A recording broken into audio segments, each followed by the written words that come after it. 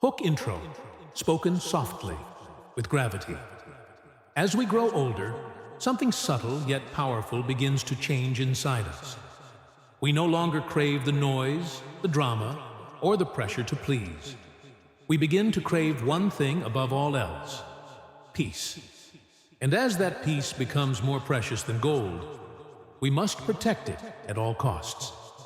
But what if I told you the greatest threat to your peace in old age might not be strangers, but the people closest to you, even family? Script body, expanded and deeply engaging. Let's talk about one of the most dangerous types of people you must avoid as you age: the guilt tripper. Now, this type doesn't come with warning signs. They don't shout, they don't threaten, they don't slam doors or raise voices. In fact, they often arrive cloaked in warmth, in love, in care, in the comfort of blood ties. But make no mistake, guilt, when used to manipulate, is no less than emotional poison. These people don't confront you head on. They sigh. They go silent. They use emotional pauses and loaded silence to make you question your choices. You say, "I'm sorry, I can't do that today," and suddenly you're selfish. You say, "I need time to rest," and now you're painted as ungrateful. Slowly, over time, they train you to believe that your boundaries are offensive, that your self-care is neglect. It starts to sound like, "Well, I guess I'll just handle it myself again." Or worse, "I took care of you all those years, and now look." But I want you to hear me clearly. Your life is not a debt.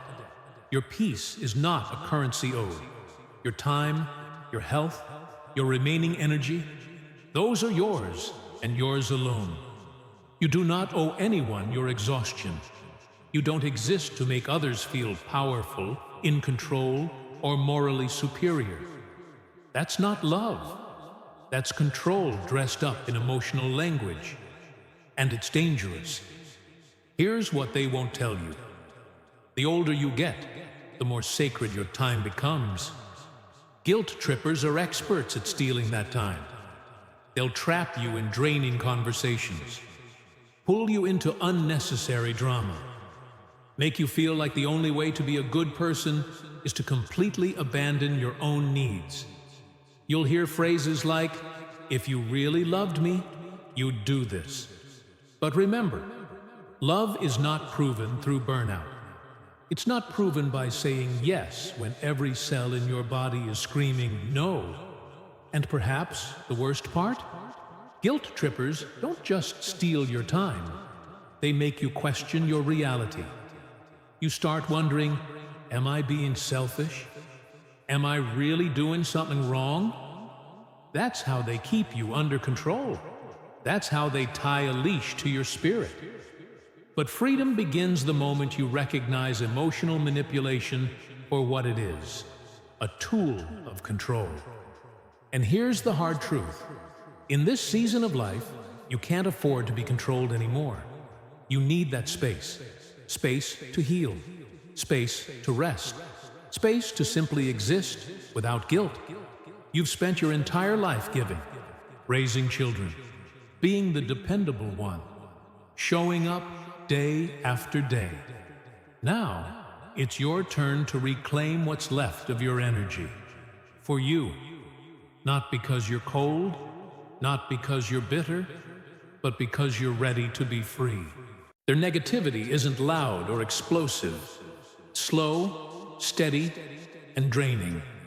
Like a faucet that never stops dripping. One phone call turns into emotional exhaustion.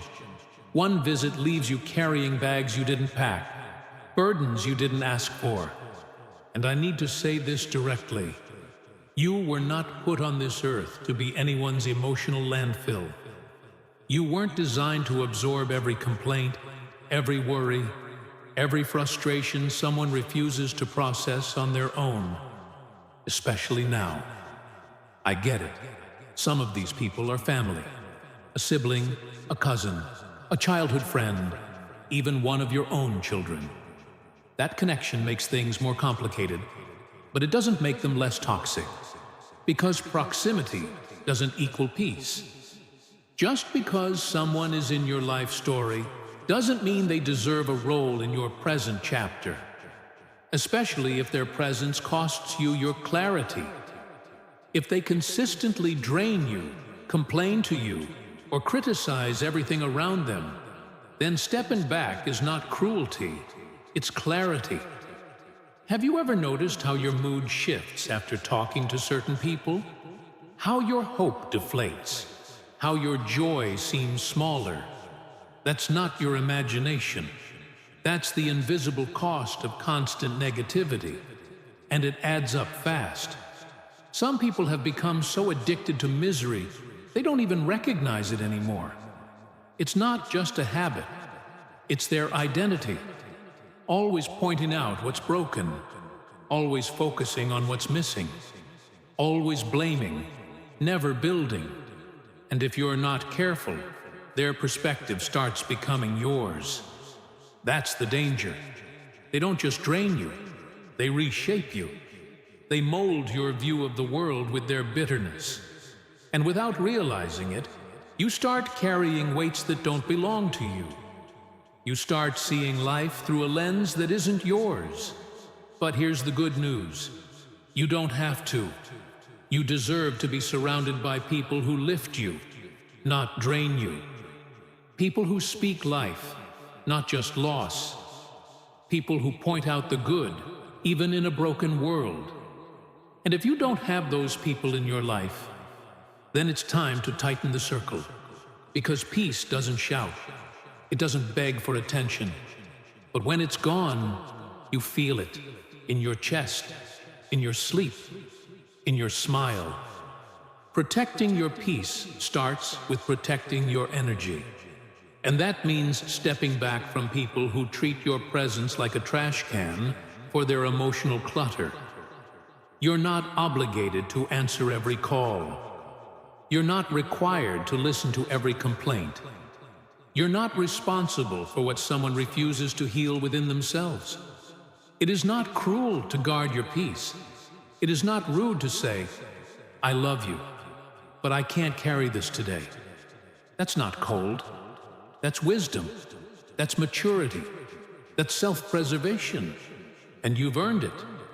There comes a time in life when you stop apologizing for protecting your energy. And that time is now. You don't need to explain why you'd rather sit quietly in your own stillness than wade through someone else's chaos. You don't need to feel bad for no longer participating in the constant loop of criticism, complaints, and emotional clutter. Why? Because you've outgrown the noise. And that's not a weakness. It's growth. That's strength. That's evolution. You're entering a season of your life where your focus should be healing, reflecting, and cherishing every sacred moment you have left. You've spent decades in service, to others, to work, to obligations. Now, it's time to serve your soul. The drama, the endless complaints, you've carried enough of that. You've been the emotional anchor for far too long. And now, your energy, what's left of it, must be treated like a rare gem. So when the complainers come knocking, when the critics stir up their storms again, you don't owe them your presence. You owe yourself your peace.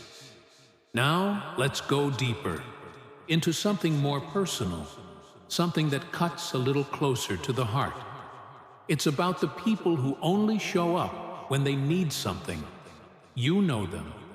The ones who treat your relationship like a convenience store. They appear when they're running on empty, take what they need, your time, your patience, your kindness, and disappear the second they've refueled.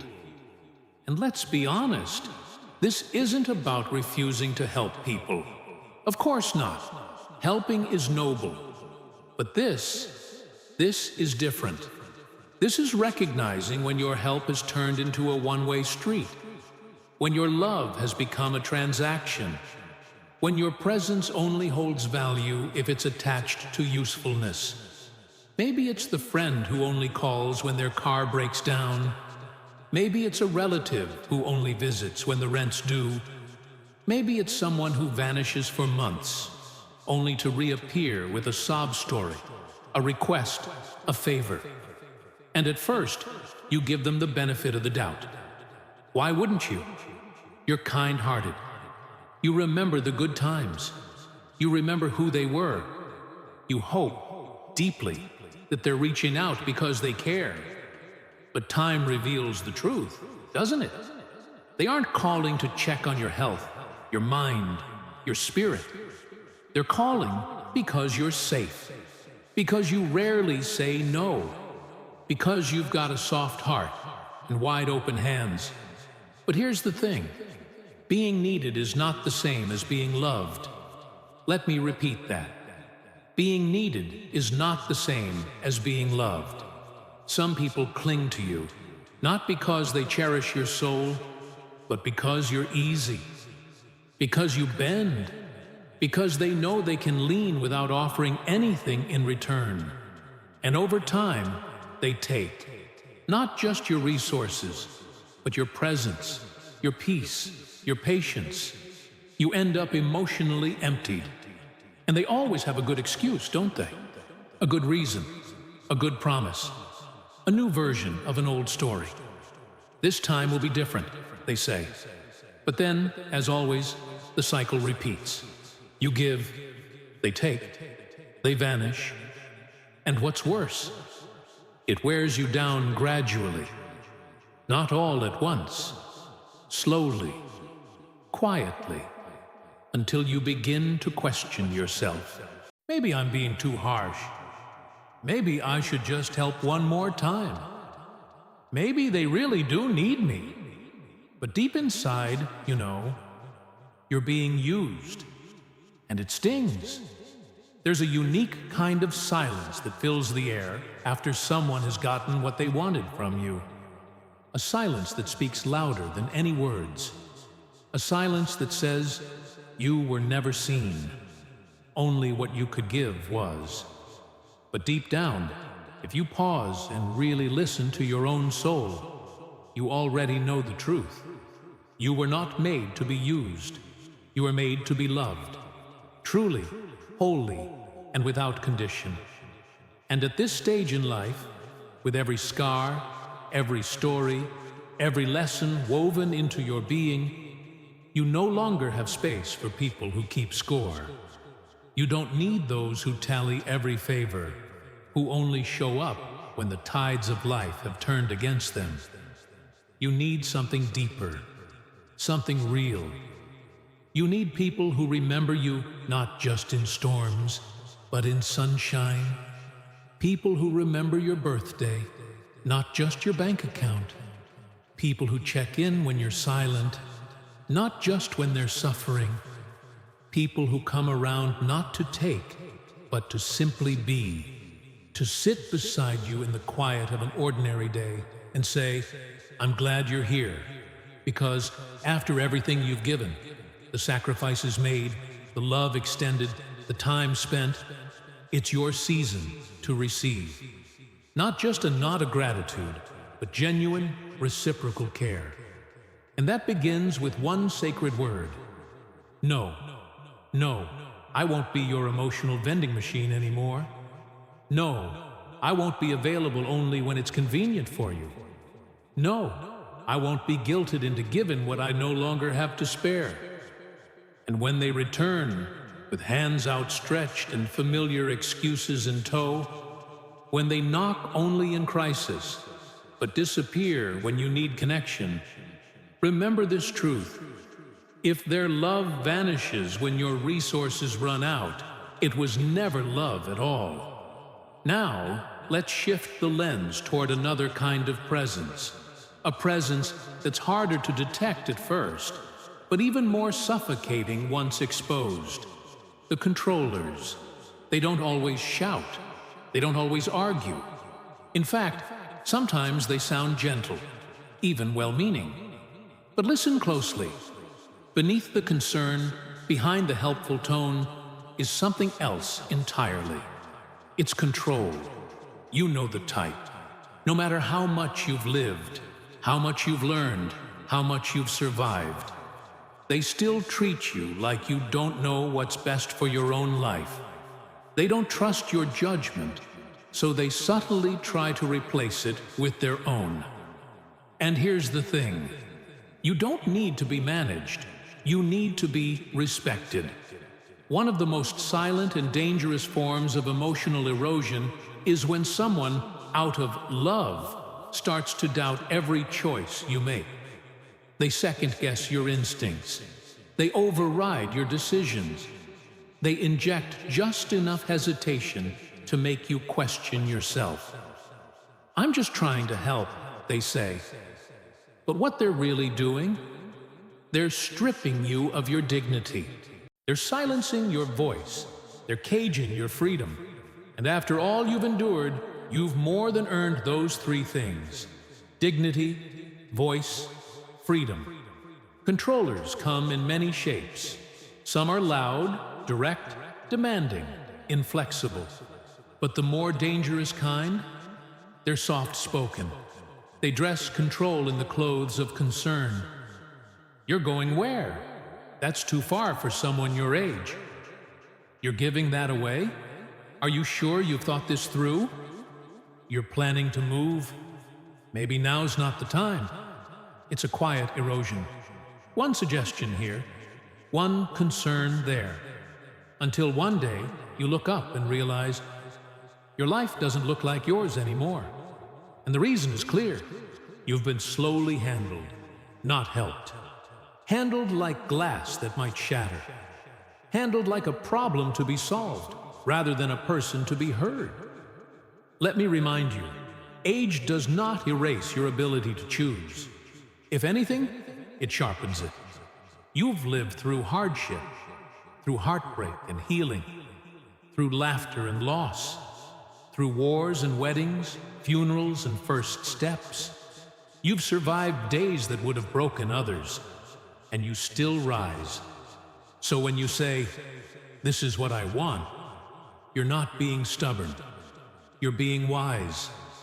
Anyone who tries to quiet that voice is not protecting you. They're controlling you. And what makes this especially heartbreaking is that often the controllers are people who genuinely love you. A child who wants to shield you from risk.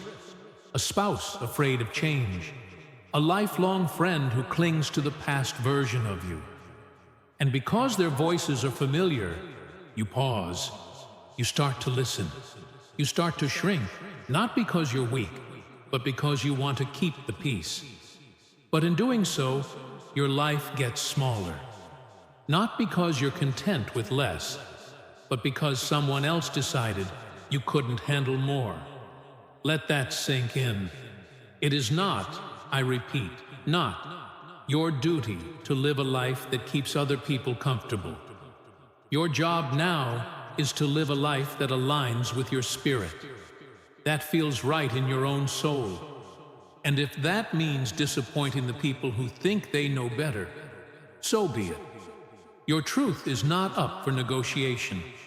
Your independence is not a phase. Your freedom is not a reward someone else gets to revoke. You already paid for it. With your patience, your loyalty, your silence, your years. You don't need permission to live anymore. And don't let anyone confuse your need for support with a need for supervision. Because you are not a project, you are a person, fully grown, fully aware, fully worthy of steering your own life with grace, courage, and clarity. Yes, we all need help sometimes. That's simply being human. But needing help does not mean surrendering your autonomy. It doesn't mean handing over the keys to your life and riding in the back seat while someone else steers. No, needing help means inviting someone into your journey as a partner, not a warden. And here's where it gets uncomfortable. Patrollers, Those who constantly monitor and meddle in your decisions will often act hurt or offended when you push back. They'll say things like, "I'm just trying to look out for you." But let's get something straight. There's a massive difference between looking out for someone and looking to control them. One comes from love. The other, it comes from fear. And let me tell you, you've walked through too many valleys, climbed too many mountains, and survived too many storms to let someone else's fear start scripting your story now. You deserve to be surrounded by people who trust your voice, who celebrate your choices, and who genuinely believe in your capacity to live your own life without supervision. Because honestly, if they haven't trusted your judgment by now, after all the wisdom and experience you've earned, what more do they need to see? You no longer need approval to breathe, to speak, to choose. You don't need a co-signer on your piece. You need companions, not commanders. And for some of you, this next step will require courage, the kind of courage that stirs the soul. It might look like sitting down with a loved one and saying, "I love you, but I'm making this decision for myself." It might mean letting go of the need to be understood, and instead standing tall in your right to be respected. That's not rebellion. That's maturity. That's wisdom. That's what freedom looks like. So if someone in your life is putting you in a box, if they're parenting you when you need partnership, if they're talking down to your dreams or dismissing your decisions, it's time to stand firm, because this life, this one sacred life, is still yours to live. Now, there's one more kind of person you must be especially mindful of in this season. They're often harder to spot because they blend in. You've seen them. You may even love them. But they carry something dangerous, a refusal to grow. These are the ones stuck in time, stuck in old pain, stuck in a mindset they refuse to challenge. They live on repeat, reliving grudges, recycling blame, looping through bitterness like a song they don't know how to turn off. And the problem isn't just that they're stuck. It's that they want to pull you back with them. Being around them feels like being tied to a heavy anchor in shallow waters. Their world is small. Their spirit is closed. Their heart is guarded by years of unprocessed pain. And if you're not alert, you'll find yourself shrinking too. They gossip about everything, but reflect on nothing. They criticize everyone, but never self-examine. They act like they've figured it all out, but deep down, they're afraid to change. Let's get something clear. Growth doesn't stop when your hair turns gray. In fact, it becomes more essential than ever. Because in this season of life, you're not just reminiscing, you're preparing for peace, for clarity, for legacy. And legacy doesn't grow in the soil of stagnation. It grows where there's reflection, humility, and continued evolution. But you can't step into that kind of wisdom if you're surrounded by people who are allergic to change. People who are still angry about something that happened 20 years ago. People who are still fighting over nothing. People who hold on to offenses like war medals, when in truth, they're just emotional chains. If you let them, they'll drag you into the same dead-end arguments, the same bitter conversations, the same us versus them thinking that's gotten them nowhere. And here's a truth that may sting, but it must be said. It's not your job to carry someone who refuses to walk. Your soul wasn't meant to be trapped in someone else's emotional immaturity. Just because you share a past doesn't mean you owe them your future. And yes, some of these people may say, "You've changed." They might even say it like it's a bad thing. But let me tell you something. You've changed is the best compliment they could ever give you. Because if you're not changing, you're not growing. And if you're not growing, you're slowly fading. Emotionally, mentally, spiritually. People who are stuck won't celebrate your healing. Your growth threatens their comfort. Your peace exposes their chaos. Your clarity reminds them of the work they've avoided for years. And sometimes, the hardest people to walk away from are the ones who've been in your life the longest. Not because they're good for your soul, but because they're familiar. But let me remind you, familiarity is not a good enough reason to stay stuck. You can love someone from a distance. You can honor the past without dragging it into your present. Because I've seen it too many times. Elders who are rich in age, but bankrupt in insight. They can tell you every detail of what happened, but they can't tell you what it meant. They carry memory, but not meaning. And memory without meaning? That's not wisdom. That's just noise. And you didn't come this far just to repeat the same loop. You didn't survive what you did just to spin in circles. You came this far to find peace. And peace isn't loud. It's not dramatic. It doesn't scream. But when it's missing, you feel it. So if that peace matters to you, and I know it does, then start treating it like sacred ground. Because it is. And not everyone deserves to walk on it. You are here in this beautiful chapter of life, not to prove anything, not to please anyone, but to find rest, to leave behind more than memories. You're here to pass on truth, not just tales. But let's be honest, you can't pass on truth when you're burdened by people who cling to chaos, who carry pain like a badge of honor, and who refuse to reflect, refuse to heal, and refuse to grow. When you allow their unresolved storms to linger near you, their chaos becomes your burden. Their bitterness becomes your prison. And day by day, your soul begins to wilt as you pour water into dead soil, hoping for life where none was ever intended to grow. Here's a truth that may be hard to accept, but must be said with love. Some people don't want to become better. They just want to be right.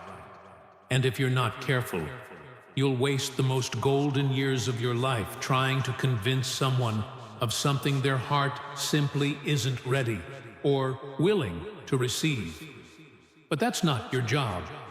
Your calling is not to drag grown adults through emotional healing they won't commit to. Your calling is to walk in peace, to keep growing, to surround yourself with others who are growing too. Seek those who are curious, not just opinionated. People who are open, not just loud.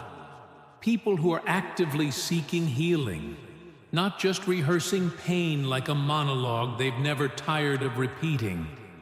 And when you start to find those people, those sacred companions of the soul, you'll feel something shift. The weight will lift. The air will feel lighter. You'll wake up with a sense of clarity and purpose, because growth creates space. But when you're surrounded by people who refuse to grow, their heaviness starts to suffocate your spirit. You were not created for fog. You were created for light. You deserve relationships that feel like fresh air, not tension. People who stretch your thinking in love, not chain you in guilt. And if that means making your circle smaller, then let it be small. Because a small circle rich with truth and mutual growth is worth more than a large one, echoing with complaints and emotional stagnation.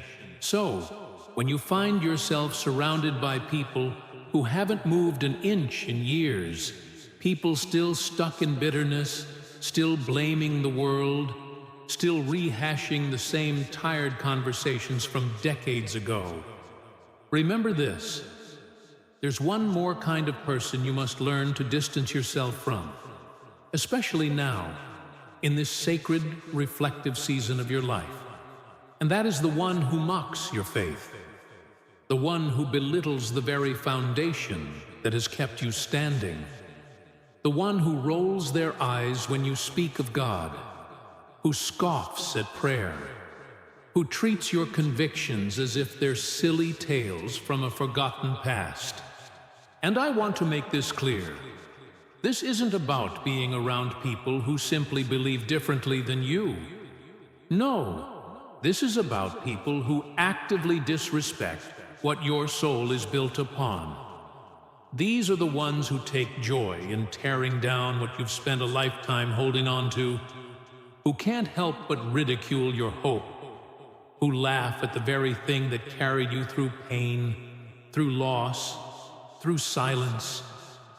But faith is not a fairy tale. Faith is fire. It's the fire that burned in your chest when the nights were long and the grief was unbearable. It's the warmth that held you when others turned cold. It's the whisper that said, "Don't give up," when every other voice had gone quiet. Anyone who mocks that flame, they don't deserve a seat near your soul. Because in this chapter of life, your reflections deepen. You're not just counting years, you're measuring meaning. You think more about eternity. You ponder legacy. You ask yourself what really matters when all the noise is gone and only truth remains. And in those moments, you need people who speak life, not sarcasm. People who may not share your path, but at least respect your walk. Sadly, some are so deeply rooted in their own cynicism, they mock what they don't understand. They'll chuckle at your prayers. They'll joke about your hope. They'll try to make you feel small for believing in something greater. And if you let their voices get too close, their doubt will start to echo in your soul. Not because they're right, but because their noise is relentless. Don't let it happen. Don't let their mockery dim your light. Don't let their arrogance plant seeds of shame in your sacred ground. Don't trade your peace for their pride. Because here's the unshakable truth. Faith is not fragile. Faith is the foundation. It's what kept your family together when the world fell apart. It's what held your heart through betrayals, through funerals, through failures. Faith doesn't make you foolish. It makes you wise. It makes you strong. It makes you anchored. And anyone who can't see that isn't looking with the right eyes. Yes, some of these people might be close. A friend you've known for decades. A sibling who lost their way. Maybe even your own child, now too intellectual to believe what they call old stories. And yes, you still love them. You always will. But hear me clearly. Loving someone doesn't mean allowing them to disrespect what's sacred to you. This isn't about preaching. It's not about debating. It's about protecting the soil of your soul. Because whatever peace you have in your heart today, you didn't stumble into it. You fought for it. You bled for it. You cried for it. You prayed through storms to get here. And you do not owe anyone an explanation for your faith. You know what you've lived through. You know what lifted you when no one else could. You've felt the presence of God in rooms where no one else stood by your side. You've heard His voice in the silence. You've seen His grace when you least deserved it. And that, dear friend, is real. That is yours. And that is enough. And honestly, it doesn't matter how educated someone is, how many titles they carry, how enlightened they claim to be. If they haven't walked through your valley, if they haven't cried your tears, felt your heartbreak, or clung to God in the middle of your storm, they don't get to laugh at your light. They don't get to mock what they never needed for survival. They don't get to roll their eyes at what you held on to just to keep breathing. Because for you, it was never about religion. It was about rescue. And sometimes, as painful as it may be, you have to love people from a distance for the sake of your own soul. You can still pray for them. You can still wish them peace. You can still send light their way in moments when their own hearts are cold. But you do not have to keep them close. You do not have to let them poison your peace, unravel your foundation, or infect your stillness with their unresolved doubt. Because that is not love. That is spiritual warfare, disguised as conversation. That is the enemy cloaked in sarcasm, hiding behind passive-aggressive smiles and intellectual superiority. And let me tell you something deeper. It's not always about what they say out loud. Sometimes it's the energy they bring, the smirks, the sighs, the subtle eye rolls when you mention your faith, the little jokes that carry just enough sting to bruise your spirit. It's in the way they ask questions not to understand, but to poke holes. It's in the way their presence feels like pressure instead of peace. It's in how you feel drained after they leave, like you've been defending your beliefs instead of sharing them. And let's be honest, you deserve better than that. You deserve to be surrounded by people who honor your walk, even if they don't walk beside you. People who may not share your path, but respect your journey. People who know how sacred your faith is and would never mock it just to feel clever or superior. You deserve relationships that feel like sanctuary, not battlegrounds. People who can sit in silence with you and feel the presence of God without needing to dissect or challenge it. People who let you be fully, faithfully, freely you. Because when all is said and done, at the very end of this life, every single one of us will leave this earth. Every single one. And when that day comes, what will matter won't be how many arguments you won or how many clever debates you silenced. What will matter is how much peace you carried, how well you loved, how true you were to your convictions, how deeply you believed when it wasn't easy to do so. And that's what I want for you. I want you to lay your head down at night, not with anxiety or doubt, but with peace. Not because life was always smooth, but because your soul was anchored. Because you chose faith over fear. Because you didn't let mockery steal your reverence. Because you held tight to what you knew in your bones, even when others laughed. So when those people come around, whether they mock you through sarcasm, through silence, or through subtle digs, remember this: you do not need their agreement to stay close to God. You do not